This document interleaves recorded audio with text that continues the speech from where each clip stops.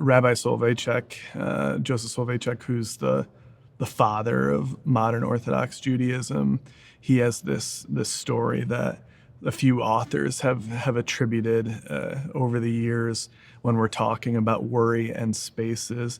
And when his wife was dying of cancer decades ago, he found that he couldn't talk to God in the hospital, that it was too big, and he couldn't find a place to talk to God. And so he went into the smallest room in his house, which I think was his closet.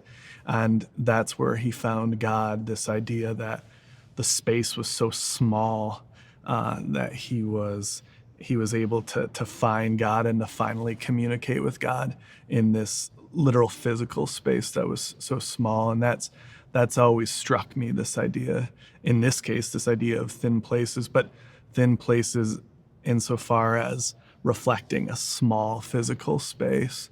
And it makes me think of when my grandmother had cancer, and she was in her mid-80s, but she had cancer, and we took turns as a family going over and staying with her.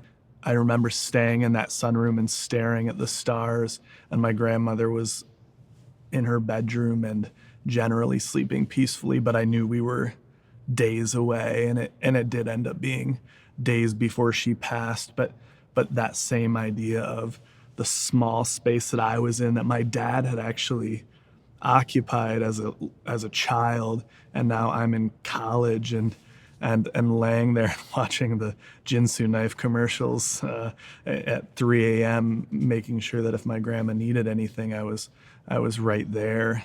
So again, this idea of space and finding God in that space, it's really quite fascinating to me. Thin Places was brand new to me a couple weeks ago, but as I thought about it, I thought about that idea of God's enormity versus our physical spaces. A reading from the book of Luke. He said to his disciples, "Therefore I tell you, do not worry about your life, what you will eat, or about your body, what you will wear. For life is more than food, and the body more than clothing. Consider the ravens, they neither sow nor reap, they have neither storehouse nor barn, and yet God feeds them. Of how much more value are you than the birds? And can any of you, by worrying, add a single hour to your span of life? If then you are not able to do so small a thing as that, why do you worry about the rest? Consider the lilies, how they grow. They neither toil nor spin. Yet I tell you, even Solomon in all his glory was not clothed like one of these. But if God so clothes the grass of the field, which is alive today and tomorrow is thrown into the oven, how much more will he clothe you, you of little faith?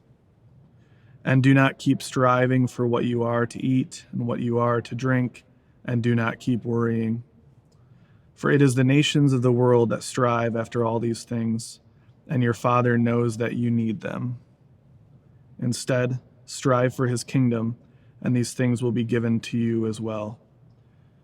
Do not be afraid, little flock, for it is your Father's good pleasure to give you the kingdom. Sell your possessions and give alms. Make purses for yourselves that do not wear out, an unfailing treasure in heaven, where no thief comes near and no moth destroys. For where your treasure is, there your heart will be also. The word of the Lord. Thanks be to God.